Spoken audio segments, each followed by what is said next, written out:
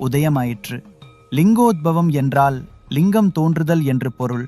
அன்று முதல் இன்று வரை சிவபெருமான் லிங்க வடிவில்தான் வழிபடப்பட்டு வருகிறார். அவ்வாறு வழிபாட்டுக்குரிய லிங்கங்கள் பல வகையாக கூறப்படுகின்றன. சுயம்பூ லிங்கம், தானாகவே இறைவனின் இச்சைப்படி தோன்றிய லிங்கம்.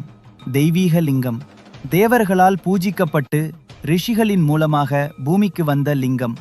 மனுஷ்யலிங்கம், மனிதர்களால் உருவாக்கப்பட்ட லிங்கம். க்ஷணிக லிங்கம், அன்னம், சந்தனம், விபூதி ஆகிய பொருட்களைக் கொண்டு உருவாக்கப்படும் பொருட்களுக்கு ஏற்றவாறு பூஜை செய்யப்படும் லிங்கம்.